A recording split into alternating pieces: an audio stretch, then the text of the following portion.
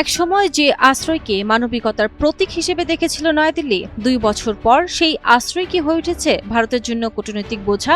বাংলাদেশ থেকে পালিয়ে যাওয়া ক্ষমতাচ্যুত সাবেক প্রধানমন্ত্রী শেখ হাসিনাকে নিরাপত্তার স্বার্থে ভারতে আশ্রয় দেওয়ার সিদ্ধান্ত নিয়ে এখন এমন প্রশ্নে ঘুরপাক খাচ্ছে দিল্লির কূটনৈতিক ও নীতি নির্ধারণী মহলে। ভারতের বহুল প্রচলিত নীতি অতিথি দেবো ভব, সেই নীতির ভিত্তিতে শেখ হাসিনাকে আশ্রয় দেওয়া হয়েছিল বলে শুরুতে ব্যাখ্যা করেছিল ভারত সরকার। কিন্তু সময় গড়ানোর সঙ্গে সঙ্গে এই আশ্রয়কে ঘিরে ঢাকা দিল্লি সম্পর্কে তৈরি হচ্ছে নতুন অস্বস্তি।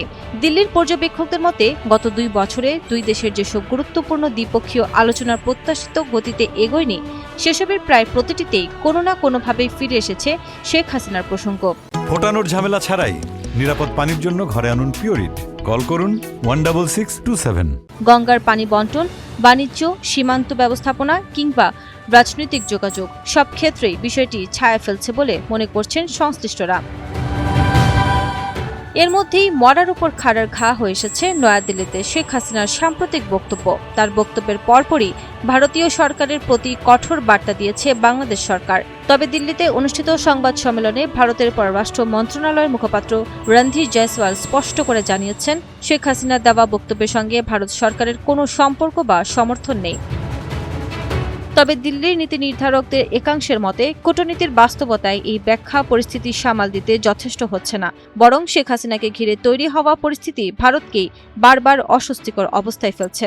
ভারতের নিরাপত্তা ও পররাষ্ট্র মহলের সূত্রগুলোর দাবি, পরিস্থিতি বোঝাতে শেখ হাসিনার সঙ্গে নিয়মিত যোগাযোগের চেষ্টা করা হয়েছে।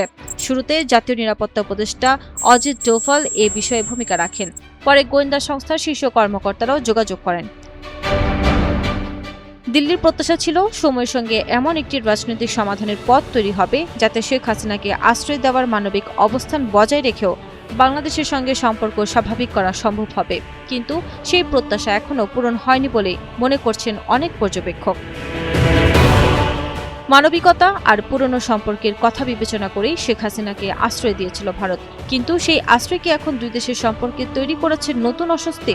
সময় হয়তো বলে দিবে এই সিদ্ধান্তের দায় ভারতকে শেষ পর্যন্ত কতটা পোহাতে হবে।